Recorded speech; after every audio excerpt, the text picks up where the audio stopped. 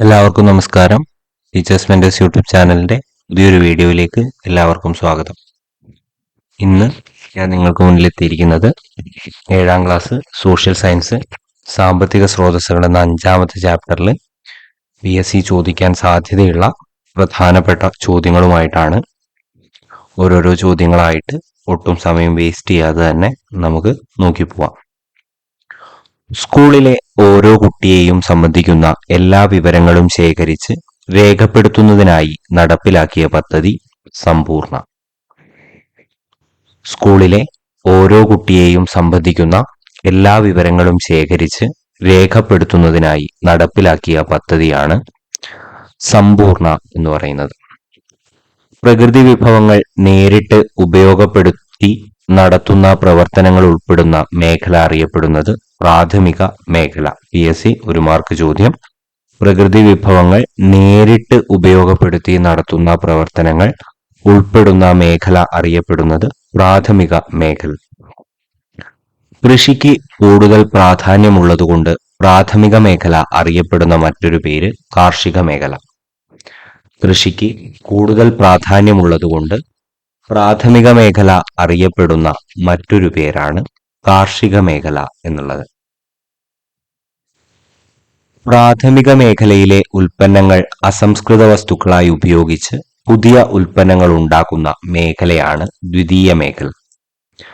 പ്രാഥമിക മേഖലയിലെ ഉൽപ്പന്നങ്ങൾ അസംസ്കൃത വസ്തുക്കളായി ഉപയോഗിച്ച് പുതിയ ഉൽപ്പന്നങ്ങൾ ഉണ്ടാക്കുന്ന മേഖലയെ നമ്മൾ ദ്വിതീയ മേഖല എന്ന് പറയും. വ്യാവസായിക മേഖല എന്നറിയപ്പെടുന്നത് ഈ ദ്വിതീയ മേഖലയാണ്.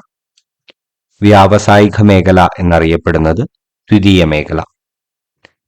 പ്രാഥമിക ദ്വിതീയ മേഖലകളിലെ ഉൽപ്പന്നങ്ങൾ സംഭരിക്കുന്നതും വിതരണം ചെയ്യുന്നതുമായ മേഖല സേവന മേഖലയാണ്. പ്രാഥമിക ദ്വിതീയ മേഖലകളിലെ ഉൽപ്പന്നങ്ങൾ സംഭരിക്കുന്നതും വിതരണം ചെയ്യുന്നതുമായിട്ടുള്ള മേഖലകൾ സേവന മേഖല. സേവന മേഖലകളിൽ ഉൾപ്പെടുന്നവയാണ് വിദ്യാഭ്യാസം, ഗതാഗതം, ബാങ്കിംഗ് തുടങ്ങിയവ. സേവന മേഖലകളിൽ ഉൾപ്പെടുന്നതാണ് വിദ്യാഭ്യാസം, ഗതാഗതം, ബാങ്കിംഗ് തുടങ്ങിയവ. സേവന പ്രവർത്തനങ്ങൾ എല്ലാം ചേർന്ന മേഖല അറിയപ്പെടുന്ന പേര് തൃതീയ മേഖല എന്നാണ്. സേവന പ്രവർത്തനങ്ങൾ എല്ലാം ചേർന്ന മേഖല അറിയപ്പെടുന്നത് തൃതീയ മേഖല എന്നാണ്. സേവന മേഖല എന്നറിയപ്പെടുന്ന മേഖലയാണ് തൃതീയ മേഖല.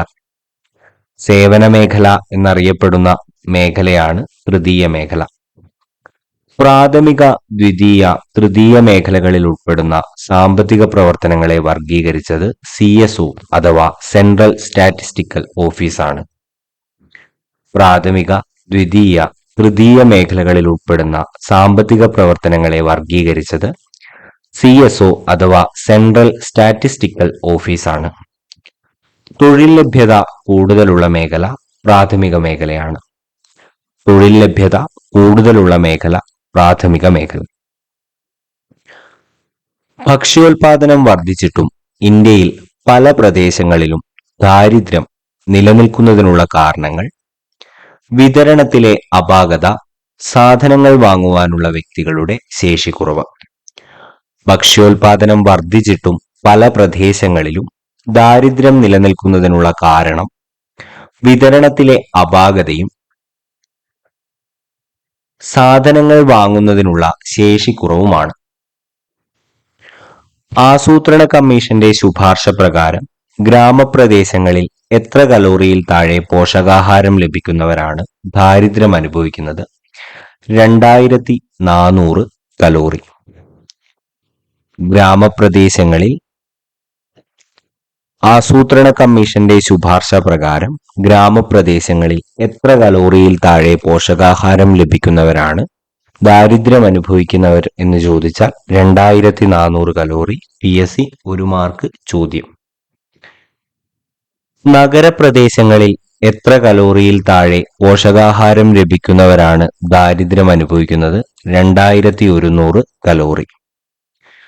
നഗരപ്രദേശങ്ങളിൽ എത്ര കലോറിയിൽ താഴെ പോഷകാഹാരം ലഭിക്കുന്നവരാണ് ദാരിദ്ര്യം അനുഭവിക്കുന്നത്? 2100 കലോറി. 2011-12 സാമ്പത്തിക സർവേ പ്രകാരം ഇന്ത്യയുടെ ദാരിദ്ര്യം 29.8%. 2011-12 സാമ്പത്തിക സർവേ പ്രകാരം ഇന്ത്യയുടെ ദാരിദ്ര്യം 29.8%. 2011-12 സാമ്പത്തിക സർവേ പ്രകാരം ഇന്ത്യയിൽ ഏറ്റവും ദാരിദ്ര്യം അനുഭവിക്കുന്ന സംസ്ഥാനം ബീഹാർ ആണ്. 53.5% അവിടുത്തെ ദാരിദ്ര്യം. 2011-12 സാമ്പത്തിക സർവേ പ്രകാരം ഏറ്റവും കൂടുതൽ ദാരിദ്ര്യം അനുഭവിക്കുന്ന സംസ്ഥാനം ബീഹാർ, 53.5%. 2011-12 സാമ്പത്തിക സർവേ പ്രകാരം ഏറ്റവും കുറവ് ദാരിദ്ര്യം അനുഭവിക്കുന്ന സംസ്ഥാനം ഹിമാചൽ പ്രദേശ്, 9.5. 2011-12 സാമ്പത്തിക സർവേ പ്രകാരം ഏറ്റവും കുറവ് ദാരിദ്ര്യം അനുഭവിക്കുന്ന സംസ്ഥാനമാണ് ഹിമാചൽ പ്രദേശ്, അത് 9.5%. 2011-12 സാമ്പത്തിക സർവേ പ്രകാരം കേരളത്തിന്റെ ദാരിദ്ര്യം 12%. 2011-12 സാമ്പത്തിക സർവേ പ്രകാരം കേരളത്തിന്റെ ദാരിദ്ര്യം 12%. എല്ലാ ജനങ്ങൾക്കും എല്ലാ കാലത്തും സജീവവും ആരോഗ്യകരവുമായ ജീവിതം നയിക്കുന്നതിന് ആവശ്യമായത്ര പോഷകപ്രധാനമായ ഭക്ഷണം ലഭിക്കുന്നതിനുള്ള ഭൗതികവും സാമ്പത്തികവുമായ പ്രാപ്തി ഉറപ്പുവരുത്തുന്ന അവസ്ഥയാണ് ഭക്ഷ്യസുരക്ഷ. എല്ലാ ജനങ്ങൾക്കും എല്ലാ കാലത്തും സജീവവും ആരോഗ്യവുമായ ജീവിതം നയിക്കുന്നതിന് ആവശ്യമായത്ര പോഷകപ്രധാനമായ ഭക്ഷണം ലഭിക്കുന്നതിനുള്ള ഭൗതികവും സാമ്പത്തികവുമായ പ്രാപ്തി ഉറപ്പുവരുത്തുന്ന അവസ്ഥയെ ഭക്ഷ്യസുരക്ഷ എന്ന് പറയുന്നു. എല്ലാ ജനങ്ങൾക്കും എല്ലാ കാലത്തും സജീവവും ആരോഗ്യകരവുമായ ജീവിതം നയിക്കുന്നതിന് ആവശ്യമായത്ര പ്രധാനമായ ഭക്ഷണം ലഭിക്കുന്നതിനുള്ള ഭൗതികവും സാമ്പത്തികവുമായ പ്രാപ്തി ഉറപ്പുവരുത്തുന്ന അവസ്ഥ ഭക്ഷ്യസുരക്ഷ.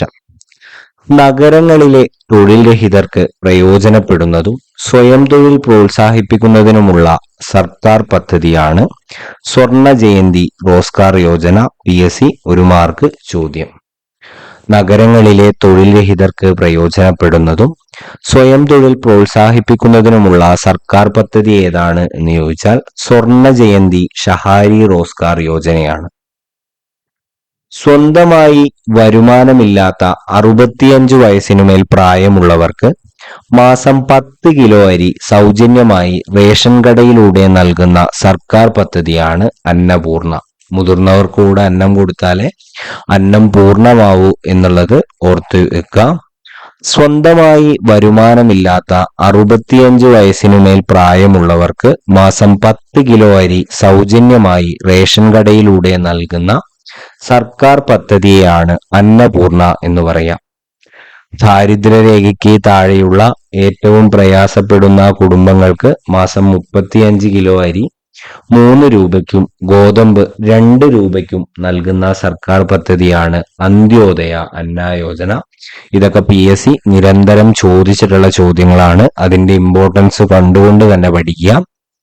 ദാരിദ്ര്യരേഖയ്ക്ക് താഴെയുള്ള ഏറ്റവും പ്രയാസപ്പെടുന്ന കുടുംബങ്ങൾക്ക് മാസം 35 കിലോ അരി 3 രൂപയ്ക്ക് ഗോതമ്പ് 2 രൂപയ്ക്കും നൽകുന്ന പദ്ധതി ഏതാ എന്ന് ചോദിച്ചാൽ അന്ത്യോദയ അന്ന യോജനയാണ്. സ്വയം സഹായ സംഘങ്ങൾക്ക് സഹായം നൽകുകയും ബാങ്ക് വായ്പയിലൂടെയും സബ്സിഡിയിലൂടെയും പണം നൽകുകയും ചെയ്യുന്ന സർക്കാർ പരിപാടിയാണ് ദേശീയ ഗ്രാമീണ ഉപജീവന ദൗത്യം. സ്വയം സഹായ സംഘങ്ങൾക്ക് സഹായം നൽകുകയും ബാങ്ക് വായ്പയിലൂടെയും സബ്സിഡിയിലൂടെയും പണം നൽകുകയും ചെയ്യുന്ന സർക്കാർ ഗ്രാമീണ പരിപാടി ദേശീയ ഗ്രാമീണ ഉപജീവന ദൗത്യമാണ്. എല്ലാ ഗവൺമെന്റ് എയ്ഡഡ് സ്കൂളുകളിലെയും 8ാം ക്ലാസ് വരെയുള്ള കുട്ടികൾക്ക് സ്കൂൾ മുഖേന പോഷകമൂല്യമുള്ള ആഹാരം ഉറപ്പുവരുത്തുന്ന പരിപാടിയാണ് ഉച്ചഭക്ഷണ പരിപാടി. എല്ലാ ഗവൺമെന്റ് എയ്ഡഡ് സ്കൂളുകളിലെയും 8ാം ക്ലാസ് വരെയുള്ള കുട്ടികൾക്ക് സ്കൂൾ മുഖേന പോഷകമൂല്യമുള്ള ആഹാരം ഉറപ്പുവരുത്തുന്ന പരിപാടി ഉച്ചഭക്ഷണ പരിപാടി. 6 വയസ്സിനു താഴെ കുട്ടികൾ ഗർഭിണികൾ, മുലയൂട്ടുന്ന അമ്മമാർ എന്നിവർ അംഗൻവാടികൾ മുഖേന പോഷകാഹാരം ലഭ്യമാക്കുന്ന പദ്ധതിയാണ് സംയോജിത ശിശു വികസന പരിപാടി. 6 വയസ്സിനു താഴെ പ്രായമുള്ള കുട്ടികൾ, ഗർഭിണികൾ, മുലയൂട്ടുന്ന അമ്മമാർ എന്നിവർ അംഗൻവാടികൾ മുഖേന പോഷകാഹാരം ലഭ്യമാക്കുന്ന പദ്ധതിയാണ് സംയോജിത ശിശു വികസന പരിപാടി എന്ന് പറയുന്നത്. ന്യായമായ വിലയ്ക്ക് സമൂഹത്തിൽ ആവശ്യക്കാരായവർക്ക് ഭക്ഷ്യവസ്തുക്കളും മറ്റ് നിത്യോപയോഗ വസ്തുക്കളും നൽകുവാൻ ചുമതലപ്പെട്ടതും സർക്കാർ നിയന്ത്രണത്തിലുള്ളതുമായ സ്ഥാപനങ്ങളുടെ ശൃംഖലയാണ് പൊതുവിതരണ സംവിധാനം. ന്യായമായ വിലയ്ക്ക് സമൂഹത്തിൽ ആവശ്യക്കാരായവർക്ക് ഭക്ഷ്യവസ്തുക്കളും മറ്റ് നിത്യോപയോഗ വസ്തുക്കളും നൽകുവാൻ ചുമതലപ്പെട്ടതും സർക്കാർ നിയന്ത്രണത്തിലുള്ളതുമായ സ്ഥാപനങ്ങളുടെ ശൃംഖലയാണ് പൊതുവിതരണ സംവിധാനം. ഭക്ഷ്യസുരക്ഷാ നിയമം പാർലമെന്റ് അംഗീകരിച്ച വർഷം 2013. PSC റീസെന്റ് ആസ്ക്ഡ് ക്വസ്റ്റ്യൻ, അതേപോലെ പ്രീവിയസ് ഇയർ ക്വസ്റ്റ്യനുമാണ്. ഭക്ഷ്യസുരക്ഷാ നിയമം പാർലമെന്റ് അംഗീകരിച്ച വർഷം 2013 മറന്നുപോവാതെ പഠിക്കുക. ഭക്ഷ്യസുരക്ഷാ നിയമത്തിന്റെ പ്രത്യേകതകൾ എന്തൊക്കെയാണ് എന്നുള്ളതാണ് ഇതിൽ അവസാനമായിട്ട് പറയുന്നത്. ഭക്ഷ്യസുരക്ഷ സർക്കാരിന്റെ നിയമപരമായിട്ടുള്ള ഒരു കടമയാണ്. ആവശ്യമുള്ളത്രയും പോഷകപ്രദവും ഗുണമേന്മയുള്ളതുമായ ഭക്ഷ്യവസ്തുക്കൾ മിതമായ വിലയ്ക്ക് എല്ലാവർക്കും ഉറപ്പാക്കുക. ഭക്ഷ്യവസ്തുക്കളുടെ ലഭ്യത പൗരന്റെ നിയമപരമായിട്ടുള്ള അവകാശമാണ്. ഇത്രയും കാര്യങ്ങളാണ് ഈ ഒരു ചാപ്റ്ററിൽ പറയുന്നത്. വീഡിയോ ഇഷ്ടമായിട്ടുണ്ടെങ്കിൽ വീഡിയോ ലൈക്ക് ചെയ്യുക, നിങ്ങളുടെ അഭിപ്രായങ്ങൾ കമന്റ് ചെയ്യുക, അതെനിക്കൊരു മോട്ടിവേഷൻ ആണ്. ചാനൽ സബ്സ്ക്രൈബ് ചെയ്യുന്ന കാര്യം പരിഗണിക്കുക. അടുത്ത ഒരു വീഡിയോവുമായിട്ട് വരുന്നത് വരെ thank you. All the best.